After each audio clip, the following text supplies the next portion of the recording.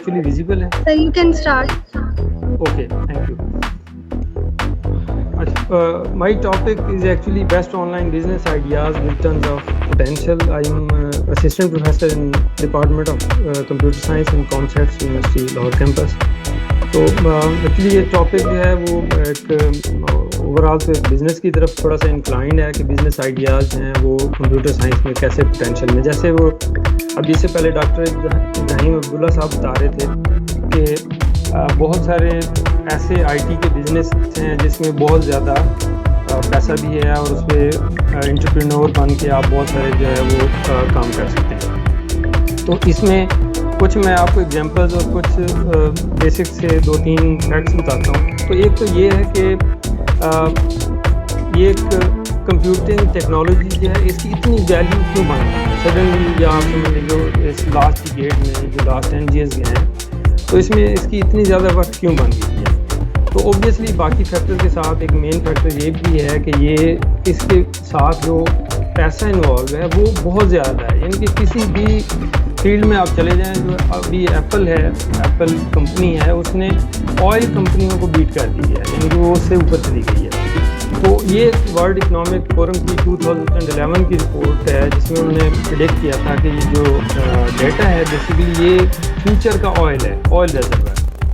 तो इसमें अगर आप थोड़ा सा इसको देखें तो आपका जो डेली डेटा इनपुट होता है इंटरनेट के ऊपर वो यानी एक्साबाइट जो कि हम अगर उसके डिजिट्स काउंट करते जाएं तो वो बहुत ज़्यादा हैं और उसमें मिलियंस ट्वीट्स हैं, आई थिंक मिलियंस में फेसबुक कमेंट्स हैं। तो ये सारा एक्चुअली डेटा है जो कि फोरकास्ट है आपके पैटर्न्स की या आपके लोग जो है वो क्या काम कर रहे हैं। तो ये एक प्रेडिक्शन थी कि जो डाटा है वो कमिंग फ्यूचर में एक ऑयल है या ऑयल इकोनॉमी। तो इसको अगर आप दूसरी इसमें देखें तो एक गूगल एक कंपनी जो कि बेसिकली लैरी पेज ने स्टार्ट की थी कुछ अर्सा पहले, अबाउट 10 years ago या 15 years ago।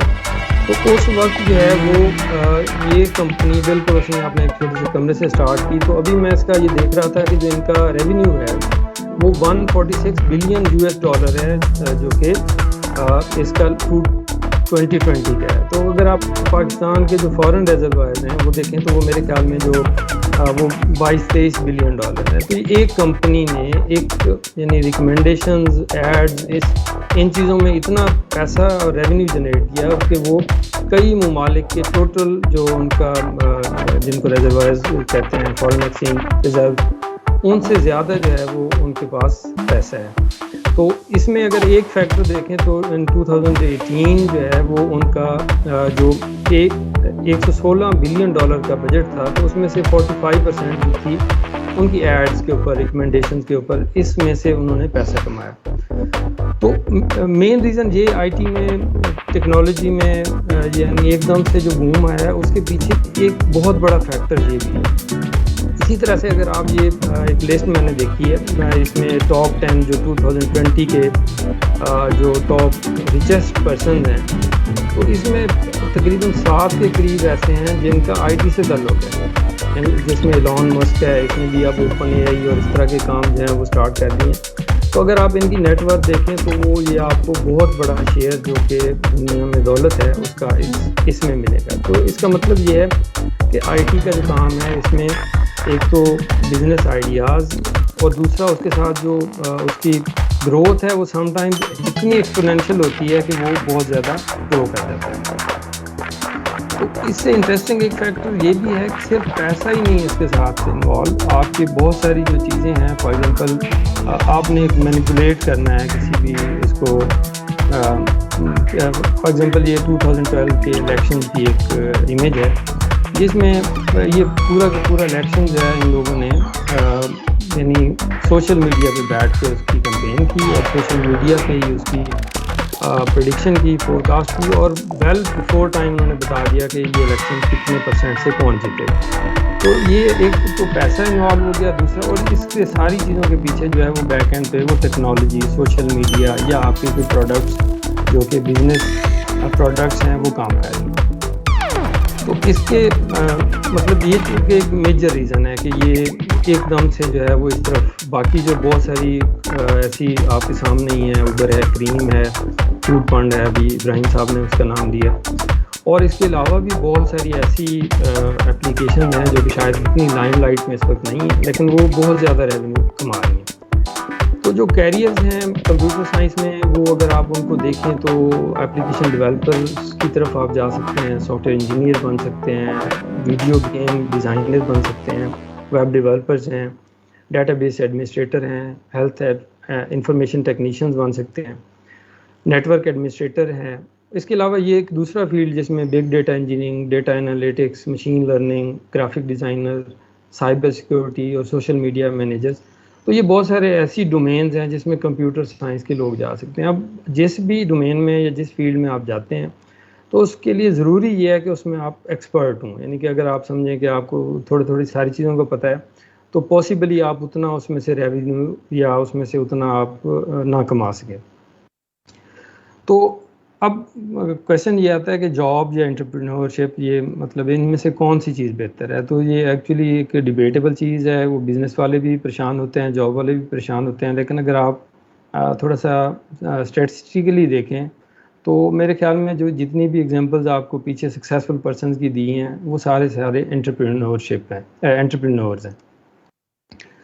तो अब आपने अगर किसी तरफ काम करना है तो उसकी कुछ, मैंने बहुत सारी इसमें पॉसिबल एग्जांपल्स हो सकती हैं, लेकिन मैंने कुछ एग्जांपल्स जो हैं वो शॉर्ट लिस्ट की हैं। फॉर एग्जांपल ये वीडियो गेम्स हैं। अब वीडियो गेम जो फील्ड है, गेम डेवलपमेंट का फील्ड है, इसमें बहुत ज़्यादा पोटेंशियल है। आप गेम्स बना सकते हैं, आप अपना एक आइडिया है उसको गेम में कन्वर्ट करें, उसकी प्रोडक्ट बनाएं और उसको आप लॉन्च कर दें, तो वो आपके लिए एक life time source of earning बन जाएगा। यानी आपकी मेहनत है, हो सकता है उसको आपको एडवर्टाइज़ करने में काफ़ी टाइम लगाना पड़े, या तो इसमें देखें तो तकरीबन इसका 2020 का जो मार्केट में शेयर है वो अराउंड $160 बिलियन है, जो कि बहुत बड़ा फैक्टर है। तो गेम इंडस्ट्री, गेम टूर्नामेंट्स करवाना या इस तरह से गेम डेवलपमेंट, तो इससे एसोसिएटेड भी बहुत सारी जो हैं वो फील्ड्स अवेलेबल हैं। तो मेरे ख्याल में जिन लोगों का इस तरफ इंटरेस्ट हो, जो स्टूडेंट्स इसमें काम कर सकते हो, तो उनको चाहिए कि वो गेम डेवलपमेंट की तरफ जाएं, वो कोई गेम बनाएं, वो इनिशियली स्टार्टअप में एक छोटी गेम बनाएं, फिर आप उसको रिवाइज़ करते जाएं, तो उससे एट द एंड जो होगा वो आपके पास एक अच्छी प्रोडक्ट बन जाएगी। तो इसी तरह से अगर और देखें तो बहुत सारी जो AI प्रोडक्ट्स हैं, जिनको अब हम आर्टिफिशियल इंटेलिजेंस प्रोडक्ट्स कहते हैं, ये आजकल इनका बहुत ज़्यादा ट्रेंड बन गया। तो अब आपकी सारी मार्केटिंग जो है वो रिकमेंडेशन, प्रेडिक्शंस, चाहे वो सोशल मीडिया नेटवर्क्स हैं उससे, यानी ई-कॉमर्स में भी आप कंज्यूमर आइडेंटिफाई कर रहे होते हैं, उसकी रिकमेंडेशंस के लिए प्रोडक्ट्स बना रहे होते हैं, रिव्यूज़ को एनालाइज कर रहे होते हैं कि जी आपकी प्रोडक्ट्स के बारे में लोगों को क्या रिव्यूज़ हैं। तो ये कुछ लिस्ट है जो कि सिर्फ AI की प्रोडक्ट्स हैं, यानी कि अगर आपका इंटरेस्ट जो है वो इस तरफ है कि आप मशीन लर्निंग और डेटा साइंस, डेटा एनालिटिक्स इस तरफ आते हैं, तो ये एक बड़ा, आप इसमें देखें तो तकरीबन 20 के करीब आपको ये नज़र आ रही होंगी फील्ड्स। तो ये भी एक बड़ा पोटेंशियल एरिया है। अच्छा, इसके अलावा जो एक कुछ चीज़ें जो मैंने अगेन आपको कहा कि शॉर्ट लिस्ट की हैं, बहुत सारी इसमें हंड्रेड्स ऑफ आइडियाज़ हैं जिस पे आप काम कर सकते हैं। तो ये आप चैट बोर्ड्स बना सकते हैं। आप चैट बोर्ड्स जो हैं वो एक्चुअली जैसे अब एडमिशन सिस्टम है, आपकी यूनिवर्सिटी का एडमिशन सिस्टम है और उसमें आपका एक बंदा बैठा हुआ मुसलसल क्यूरी के आंसर कर रहा है, तो आप उन क्यूरी को ऑटोमेट करें, कम से कम उनके जो कॉमन क्वेश्चन हैं उनको ऑटोमेटिकली आंसर कर दें। तो ये अब एक तो आपका वो मैन पावर बचाएगी, दूसरा आपको क्या फ़ायदा देगी कि आपका जो यानी रिस्पांस टाइम है वो बेहतर हो जाएगा, और जिसका कोई मैसेज आया है उसको टाइमली रिस्पॉन्ड हो जाएगा। तो चैट बोर्ड जो है वो, चूँकि अब हमारी एक प्रॉब्लम ये है कि हमारी बहुत ज़्यादा कम्युनिटी उर्दू बोलती है, तो उसमें जो उन लोगों को यानी हमारी रीजनल लैंग्वेज में या हमारी नेशनल लैंग्वेज में चैट बोर्ड बनाना, यानी बहुत सारे अवेलेबल हैं, तो आप इसको बनाएं, डेवलप करें, आप उसको सेल करें एज ए प्रोडक्ट, तो मेरे ख्याल में ये एक बड़ा पोटेंशियल एरिया है। इसके अलावा इंटरनेट ऑफ थिंग्स, तो ये एक बड़ा, यानी वैसे तो ये बड़ा नाम ऐसे वो लगता है जैसे कि कोई बहुत बड़ी चीज़ है, लेकिन आप इससे कुछ छोटी छोटी प्रोडक्ट्स बना सकते हैं। फॉर एग्जांपल मैं आपको 2-3 एग्जांपल्स देता हूँ जो कि आप अपने लोकल प्रॉब्लम को एड्रेस करने के लिए बना सकते हैं। मिसाल के तौर पे आपने सिर्फ टैंकी के पानी को ऑटोमेट करना है, तो आप उसमें कोई ऐसा सेंसर बनाएं, डिज़ाइन करें जिसमें उसमें ऐसी ऑप्शन हों कि वो उसको डिटेक्ट करे, वो उसको ऑन ऑफ करे। प्रोडक्ट बनाएं, प्रोडक्ट बेचें। जब आप किसी की प्रोडक्ट बेच रहे होते हैं तो आपका कंपटीटर के आने का चांस काफ़ी ज़्यादा होता है, लेकिन जब आप अपनी प्रोडक्ट बनाएंगे तो आप अपनी प्रोडक्ट को ग्रेजुअली इम्प्रूव करते जाते हैं, और फिर ये है कि उस प्रोडक्ट को आप अमेज़ॉन, द्राज, जिधर और लोकल मार्केट में आप उसको आसानी से सेल कर सकते हैं। सिर्फ यही नहीं, ये एक एग्जांपल दी आपको मैंने, बहुत सारे सेंसर्स हैं जो आप बना सकते हैं, उनको यूज़ कर सकते हैं घर में टेम्परेचर के लिए, यानी कोई बहुत सारी चीज़ें अवेलेबल हैं। लेकिन अगर आप अपने एनवायरनमेंट में देखें तो बहुत सारा आपको पोटेंशियल मिलेगा। यानी चीज़ें मैनुअली चल रही हैं, आप उनको ऑटोमेट करें और वो उनके लिए इंटरनेट ऑफ थिंग्स जो है वो ये प्रोडक्ट्स बनाएं। इसी तरह से रिकमेंडेशंस हैं। रिकमेंडेशंस आप देखें इसमें जो जितना ही बिज़नेस ग्रोथ हो रही है वो रिकमेंडेशंस के ऊपर हो रही है। तो वो रिकमेंडेशन से बिजनेसमैन जो है वो आइडियल करता है कि ये किस प्रोडक्ट का जो ट्रेंड है, किसको डिस्कस कर रहे हैं लोग। तो रिकमेंडेशन सिस्टम्स अवेलेबल हैं, बहुत सारे अवेलेबल हैं। लेकिन जब हम लोकल मार्केट को देखते हैं तो उर्दू बेस्ड, पार्टिकुलरली आप रोमन उर्दू लिख रहे होते हैं या इवन आप बोल रहे हैं, जो आपका फ़ोन है ये उसकी भी प्रोसेसिंग करके उसके वर्ड्स, टोकन्स को कीवर्ड्स में कन्वर्ट करके रिकमेंड करता है। तो आप इसमें अपनी इनपुट कर सकते हैं, आप कोई इस तरह की प्रोडक्ट बना सकते हैं। तो ये बज़ाहिर जो है वो ऐसे इनविजिबल यानी सिस्टम्स होते हैं, लेकिन ये है कि ये सिस्टम बैक एंड पे बहुत सारा काम आपको ऑटोमेट करके दे रहे होते हैं। इसी तरह से कुछ और एग्जांपल्स हैं जो कि मैंने पार्टिकुलरली पाकिस्तान के पॉइंट ऑफ व्यू से देखी हैं कि ये गवर्नमेंट ऑफ पाकिस्तान की ही स्टैटिस्टिक्स है कि तकरीबन 62% पाकिस्तानी जो हैं वो फार्मिंग से एसोसिएटेड हैं, जिसको एग्रीकल्चर फार्मर कहते हैं या और लाइफ स्टॉक के, तो और वो रूरल एरिया में रहते हैं।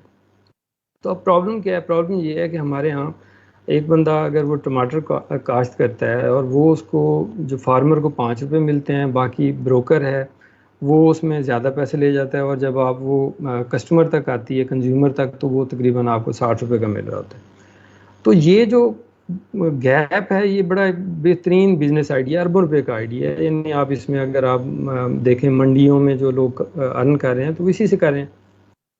ऊबर तरह का कोई आप आइडिया बनाएं, कुछ भी नहीं चाहिए आपको इसमें, एक कंप्यूटर, कुछ आपको ऑनलाइन सर्वर्स जो कि बड़े थोड़े पैसों में मिल जाते हैं, तो कम से कम एज ए स्टार्टअप इसको आप ले सकते हैं, जिसमें आप यानी फार्मर से जो शॉप है, शॉपकीपर को डायरेक्ट कर सकते हैं, वो बीच में कोई ट्रांसपोर्टेशन का मैकेनिज़्म बना सकते हैं, और ये 21% जो है वो जीडीपी को कंट्रीब्यूट करता है पाकिस्तान में। और इसमें हर तरह से ऑटोमेशन की ज़रूरत है। यानी एक तो ये ऑटोमेशन हो गई कि आपकी जो प्रोडक्ट है उसको आपने कैसे पहुंचाना है उस तक, कंज्यूमर तक। दूसरा, उसके अलावा जो एक्चुअल क्रॉप्स हैं उसकी आप कैसे मॉनिटरिंग कर सकते हैं, उसको आप ज़रा स्मार्ट डिवाइसेस बनाएं और उससे जो है उसकी बेहतर एफिशिएंट मॉनिटरिंग करें। तो ये एक आइडिया था। इसी तरह से एक और आइडिया जो मेरे अपने ख्याल में जब हम अपने स्टूडेंट से डिस्कस करते हैं तो वो airline ticketing system, hotel management system, hospital management system, तो ऐसे नाम ले रहे होते हैं जो कि ऑलरेडी